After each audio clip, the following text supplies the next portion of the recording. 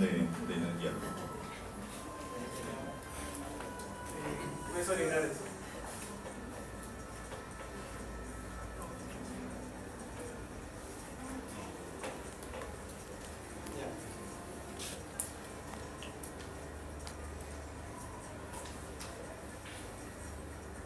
¿Hay más? Nadie más. Se acabó, ya los demás están partos. Este es el fragmento que hemos visto, ¿no?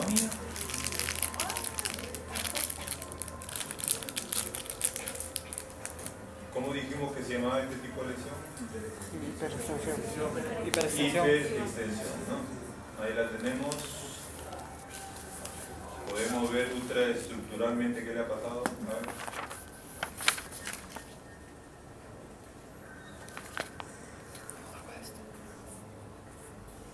Ha habido una lesión a nivel de los discos intervertebrales y le vamos a hacer una plastía de discos intervertebrales. Le estamos colocando ahí unas plastillas, le sujetamos con una placa para que esto no se movilice. Ese es por la vía anterior, imagínense, y esto es por la parte posterior. Ponemos estas barras para corregir la deformidad que él tiene, ¿no? Se amarra ahí y queda ahí. Obviamente que este sector queda ya sin movimiento, ¿no? Porque está fijo. Se ponen unos tornillos que van dirigidos hacia el cuerpo vertebral para que amarren estas barras.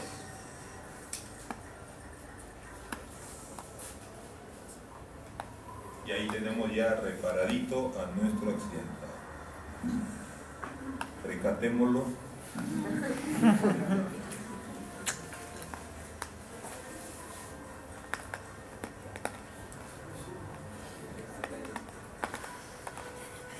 Vamos a ver cuál es la lesión del señor que está jalando. Se cae otra.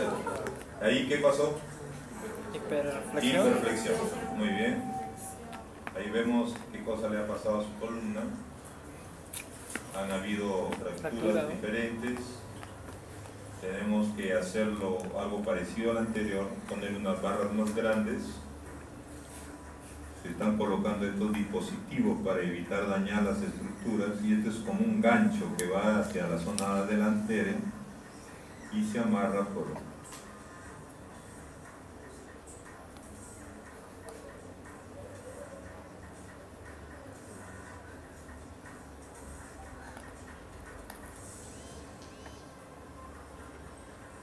Bien, ya lo tenemos reparadito a nuestro segundo lesionado.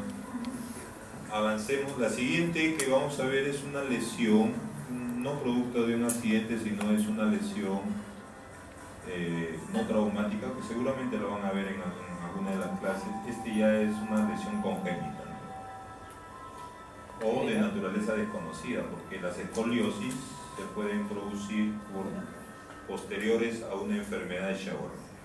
Vean cómo este dispositivo puede corregir tanto la escoliosis como las vértebras rotadas, ¿no? Se colocan todos estos aparatos, son muy caros.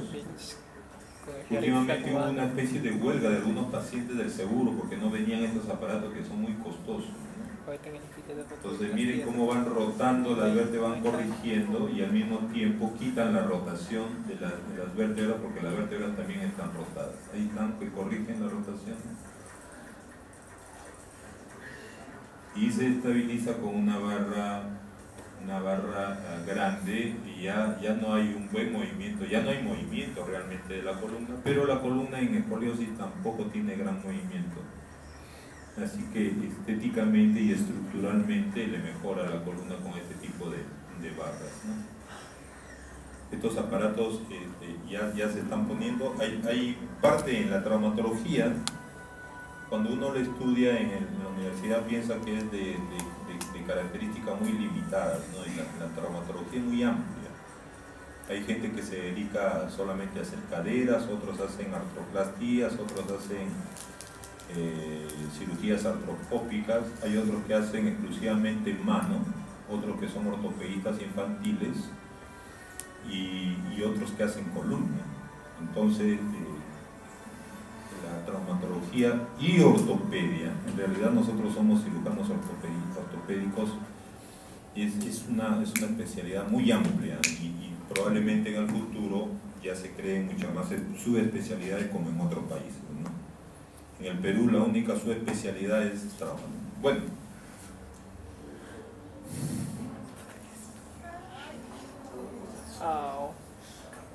realmente tremenda la lesión, ¿no? Y el carro es el que se ha pasado en rojo, ¿eh? Seguro que mente que estaba viendo el WhatsApp y todas las vainas.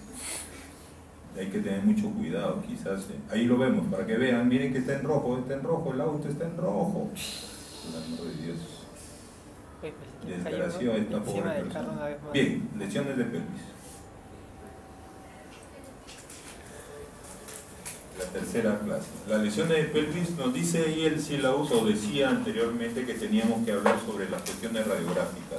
Las radiografías que usamos son las radiografías de pelvis en AP, la antero-posterior, la cefálica de 40 grados, no es 40%, corrijan por favor, 40 grados que se llama entrada, la caudal de 40 grados que se llama de salida, las proyecciones oblicuas que es la LAR, y la otra proyección se llama obturatriz, la tomografía axial computada y la resonancia. Vamos a explicar esto. 30%, ¿no? Esta es la imagen que nos da la radiografía AP. Miren lo que traduce. A mí me gusta mucho esto porque para el nivel de estudiantes es interesante, ¿no? Miren, tengo aquí un esquema a la izquierda que me dice los nombres y qué cosa me traduce en la imagen, ¿no? Esta es una radiografía normal. Yo tengo que acostumbrarme a ver radiografías normales como la que muestra en el lado central superior, y una normal que se ve justo en el lado derecho en la parte inferior, donde se ve que la cadera no es simétrica, no hay una simetría entre la cabeza femoral y el acetábulo, y veo ahí un pedazo, un fragmento por encima de la cabeza que viene a configurar una fractura de la ceja acetabular. No tengo puntero que creo que sí.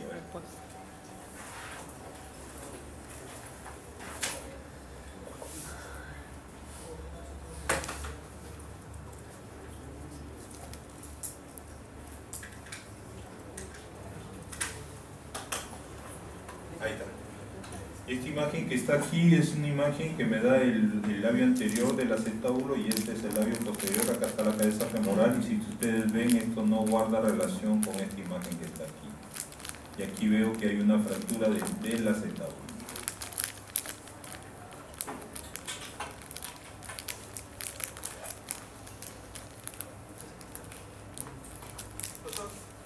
Hola.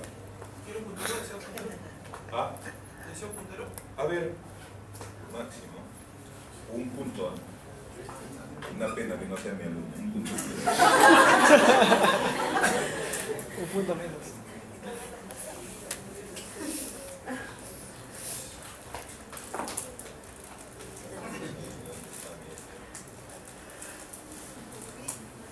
No les puedo dictar las clases sin este aparato porque es difícil traerlo en juegos muy amables. Gracias. Bien, estas son las radiografías cefálicas que decíamos de 40 grados y la que le llamamos radiografía de entrada. Miren cómo se pone el foco. Miren allí en la imagen cómo está. El foco está inclinado hacia los pies, desde la cabeza hacia los pies, cefálica. Y miren la imagen que me da, que es esta. ¿Para qué? Para yo ver todo el anillo. En cambio, la radiografía de salida, OLED, se toma de los pies hacia la cabeza, y miren la imagen que me da. Es para ver ¿qué? Los sacroiliacas. Miren qué bonito se ve la sacroiliaca.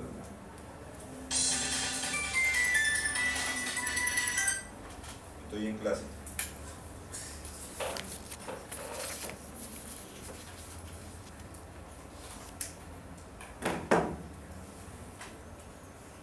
Bien, estas son las otras radiografías. Una se llama alar y la otra se llama obturatriz. Alar porque se ve todo el ala. Miren qué fácil recordar. Miren cómo veo todo el ala. ¿Cómo se pone? La cadera enferma se inclina 46. Se toma el foco en la cadera enferma, pero la sana se levanta 45 grados. Ojo que puede ser pregunta. La radiografía obturatriz, veo el orificio en toda su extensión, por eso se llama obturatriz. ¿Y qué hago? Se toma también la cadera enferma, pero esta vez la cadera enferma se eleva a 45 grados. Y me da diferentes aspectos, ¿se dan cuenta? Me permite ver toda la columna posterior, parte de la columna anterior. Esto me permite ver la columna anterior a este nivel. Yo puedo visualizar parte del acetábulo en esta manera. Claro que quizás si estuviera en un hospital de provincia me serviría, pero ahora ya pedimos tomografía, pues que es más fácil. Pero como el sílabo dice que hay que estudiarlo, lo estudiamos. Bien, hablemos de fractura de acetábulo. Este es el acetábulo. El acetábulo, como ven, es parte de la pelvis y estamos aquí en esta zona, encaja, sirve para que encaje la cadera. Tiene un aspecto de una semiesfera para aceptar la cabeza, que es casi una esfera completa. Como ven, la pelvis, el acetábulo tiene diferentes partes. Acá la vamos a diferenciar. Tiene una parte que va hacia la parte anterior y uno hacia la parte posterior. Tiene unos labios. Sobre sus márgenes del acetábulo existe un rodete glenoideo, y en la parte posterior está el nervio ciático. Por eso en las operaciones del acetábulo hay que tener mucho cuidado sobre eso para evitar dañarlo. Generalmente estas fracturas del acetábulo se producen por una acción directa sobre el trocánter o por la posición del miembro. Hagamos de cuenta que la persona está yendo en un vehículo y está sentada con sus dos rodillas hacia adelante. La fuerza que transmite el panel hacia la rodilla empuja el acetábulo hacia atrás y puede romper la parte de atrás. Si esta persona estaba con las piernas cruzadas, al impactarle la pierna cruzada puede romper parte del labio posterior y zafar la cadera, dependiendo del impacto, ¿no? Aquí vemos los tipos de fracturas acetabulares. No voy a hacer la clasificación A-O porque es muy compleja, eso es para especialistas. Esta es la fractura de la columna anterior. Ya vimos el labio, aquí está la columna anterior, aquí está la pared posterior o la fractura de la ceja posterior o labio posterior. Esa es la columna posterior, esta es su fractura. Podemos tener una fractura transversa, podemos tener también una fractura en T y podemos tener una fractura de ambas columnas, ¿no? O sea, una lesión. Para que estas fracturas ocurran, debe producirse lesión intensa. La más común de las fracturas es la de la ceja posterior. Y esto es necesario de todas maneras estudiarlo sea con las radiografías diferentes que hemos visto o con la tomografía de preferencia, ¿no? Generalmente para hacer la curación de este tipo de fractura, que se asocia muchas veces a luxación, como se ve en el esquema, colocamos el hueso, la cadera en su lugar, y una vez que el fragmento está en su sitio le ponemos una placa con tornillos como muestra el video, ¿no? Esa placa, que es así, que parece 8 puntos, se llama placa de reconstrucción. Ojo que puede haber lesión del nervio ciático dada la cercanía. Eso se caracteriza por imposibilidad de hacer flexión del tobillo. Ahora, esta fractura muchas veces puede originar que el impacto impacte hueso a su vez, lo cual cuando yo quiero poner el hueso en su lugar veo que me falta, entonces sería bueno ponerle un injerto como dice aquí y nuevamente le pongo su plaquita de reconstrucción. Hay que tener cuidado de no colocar tornillos encima de la zona articular para que no se metan y obstruyan el movimiento, ¿no? El tratamiento de este tipo de lesiones es principalmente al inicio, una tracción esquelética. Hay que descartar la lesión abdominal, urogenital o neurológica y cuidar el sangrado, ¿no? Si hay mucho sangrado, transfusión. Se opera en este tipo de casos cuando hay un desplazamiento de más de 2 milímetros, cuando la cadera está no en su sitio, está subluxada o luxada, y cuando existe una impactación marginal. Las complicaciones de la fractura acetábulo son principalmente artrosis, porque el impacto que ha sufrido puede degenerar el cartílago, puede haber necrosis avasculares, que las arterias se hayan comprometido cuando ocurrió la luxación y esto lleva a una necrosis de la cadera, o que puedan existir miositis osificante, ¿no? El músculo glúteo acá ha sido reemplazado por hueso, ¿no? A eso se llama miositis osificante. Nuevamente, para repetir otra vez, las complicaciones de una fractura de acetábulo son enfermedades degenerativas articular, osificaciones heterotrópicas, osteonecrosis de la cabeza femoral o necrosis vascular, y dado de que son pacientes que están encamados o mucho tiempo en cama, puede haber una trombosis venosa, por lo cual hay que prevenir esta situación.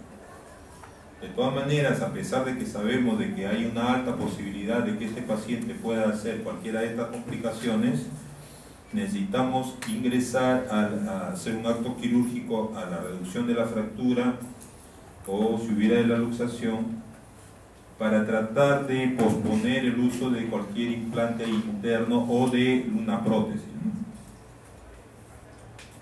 Fracturas de pelvis, por último.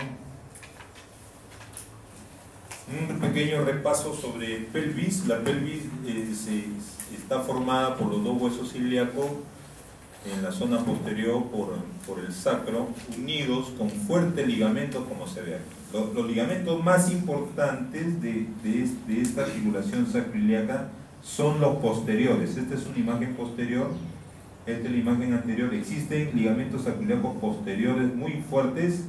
También en la zona anterior existen ligamentos que ayudan en la estabilidad de la pelvis, porque miren cómo todo esto está sujetando a todos los órganos, ¿no? Entonces, como la parte de la base de la piscina, ¿no? Cómo sujeta toda la parte de arriba. Hay que tener en cuenta las relaciones de los órganos en la pelvis, ¿no? Está cerca la vejiga, está cerca del meato urinario, en el varón principalmente cuando tiene lesiones de pelvis puede lesionar la uretra.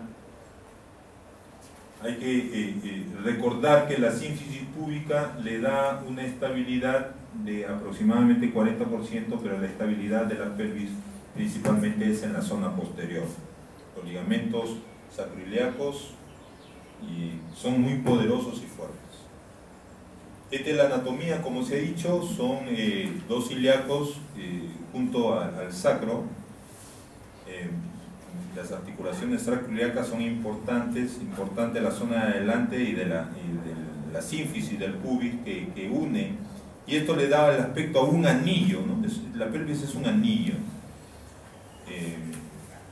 como vamos a ver de acá en un esquema.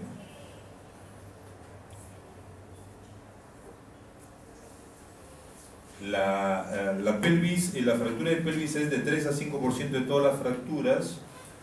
Ojo que la mortalidad está acompañada, porque para que haya este tipo de fracturas, la energía que se ha usado para producir esta fractura debe ser muy intensa, ¿no? En fracturas abiertas la mortalidad puede llegar hasta un 50%, o sea, tienes 2 pacientes que llegan con fracturas expuestas de pelvis, uno de ellos probablemente fallezca. Y en fracturas cerradas esto puede ser un 10%, entre 8 y 15% de los pacientes.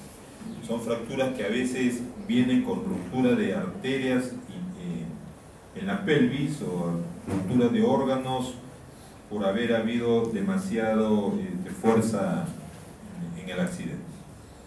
Estas es las causas: el 60% de accidente de tránsito, un 12% conductores de motos, un 9% por pasajeros y un 10% en ancianos.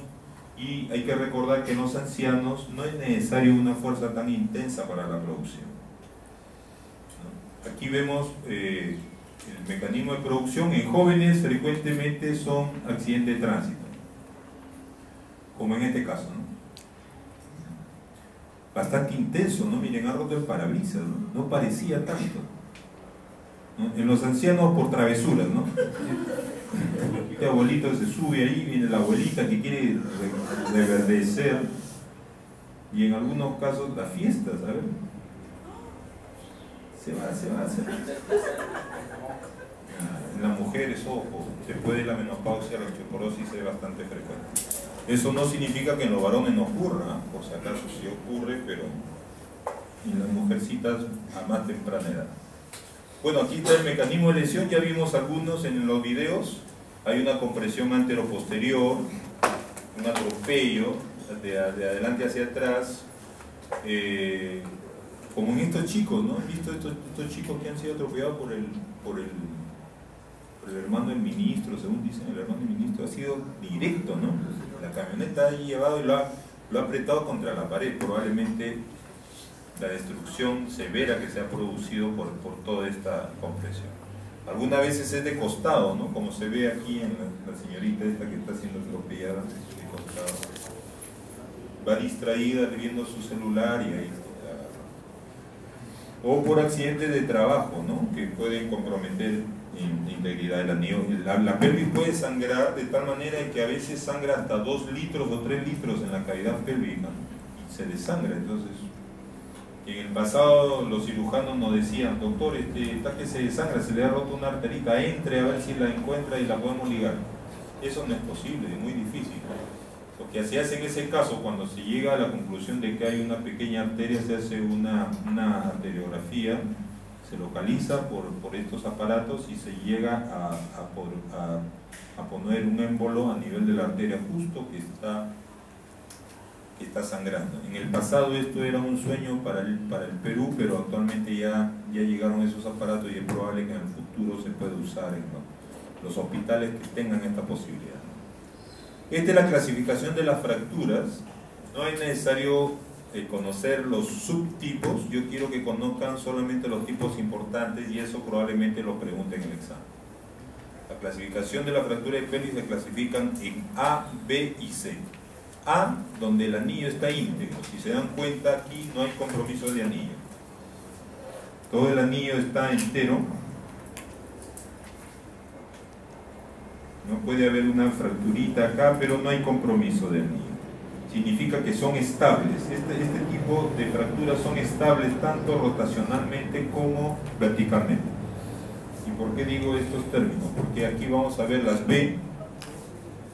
En la fractura de tipo B, miren lo que dice claramente: inestabilidad rotacional y estabilidad vertical. ¿Cómo yo lo puedo resumir? Si yo tengo la pelvis acá, este es el anillo pélvico, yo lo veo así. Las B tienen inestabilidad rotacional, se abre. En la C también existe inestabilidad vertical, o sea, se abren y se... Vamos a ver los diferentes tipos que podemos encontrar en la C, ¿no? Se han roto los famosos sacroiliacos, ¿no? Los ligamentos. Entonces, mire, la extremidad no tiene con qué sujetarse. Si ustedes se acuerdan de la pelvis es una carilla, perdón, de las articulaciones sacroiliacas. La articulación sacroiliaca, el lado sacroiliaco del sacro y el lado sacroiliaco de la pelvis son oblicuos. No encajan como el fémur. ¿Y cómo es que se mantiene así y no soporta todo el peso? Gracias a los ligamentos sacroiliacos. Pero en estas lesiones los ligamentos sacroiliacos están rotos. Entonces no hay sujeción a la extremidad. Tú pisas y la pelvis se asciende porque no hay quien lo contenga. Entonces a este tipo de lesiones le llamamos C. ¿Y C qué son? Inestabilidad rotacional y vertical. Implica disrupción del piso pelviano. A mayor letra, avance en el abecedario, mayor gravedad. Nuevamente, las de tipo A son estables. No hay inestabilidad rotacional ni vertical. Son fracturas marginales, pueden haber fracturas, pero son estables. Puede haber una fractura de acá del ilíaco, pero no está comprometido el anillo, ¿no? Puede estar todo esto roto. Yo puedo decir, ¿y el acetábulo? Sí, el acetábulo, la cejita que se ha roto, pues no compromete. O sea, si yo quisiera clasificarlo dentro de la clasificación de Marville, yo diría que es una fractura tipo A. Pero las del acetábulo, como son articulares, tienen una propia clasificación. Entonces, no hay compromiso porque acá adelante no se ha abierto, ni atrás tampoco se ha abierto. Las B, por el contrario, hay una inestabilidad rotacional. Miren, se ha abierto, hay una disrupción de la sínfisis, se abre como si fuera un libro, por eso le llaman lesión en libro abierto. Se abre como un libro en este caso, ¿no? Aquí se ha roto los ligamentos sacroiliacos anteriores, pero no los posteriores, que están intactos, y eso da una configuración todavía importante, evita que haya una inestabilidad vertical. Sin embargo, en la de tipo C también está rota la zona posterior, y en este caso la más grave, la C3, pero los subtipos a mí no me preocupan, solamente el ABC. Bien, este es el anillo. ¿Cómo se produce la lesión? La fuerza ha habido hacia un costado y ha habido una disrupción en la parte anterior y en la parte posterior. Cuando hay una disrupción de este tipo son lesiones malas, ¿no? Son lesiones que usualmente se asocian a una inestabilidad de tipo rotacional. Estos son problemas serios. Puede haber mucho sangrado y puede crear una secuela en el individuo importante. Cuando se pone aquí, esto es una lesión inestable, es una lesión mala. Aquí tendríamos que recurrir a un tratamiento de tipo quirúrgico para estabilizar ambas situaciones, principalmente la sacroiliaca, como vamos a ver después. Generalmente necesitan transfusiones porque hay un sangrado importante. Y anteriormente estas fracturas no se operaban y se trataban de tipo no quirúrgico, pero actualmente sí los operamos. Puede quedar un dolor crónico, puede haber discrepancia en las extremidades, que una extremidad quede más larga que la otra. Y para solucionar este tipo de lesiones lo que hacemos es poner o placas o tornillos, como vamos a ver después. La clínica sobre la fractura de pelvis, dolor intenso evidentemente, imposibilidad de caminar para aquellas que son serias, ¿no? Las fracturas que son simples, que son fracturas de tipo A, ellas inclusive los pacientes pueden venir todavía caminando.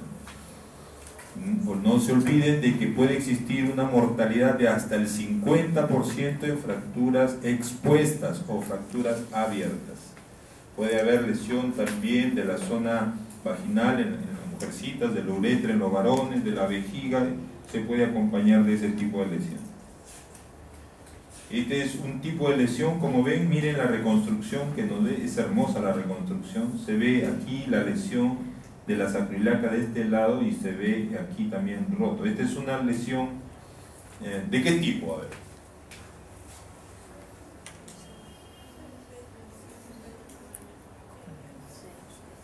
Los que digan que es A, levanten la mano.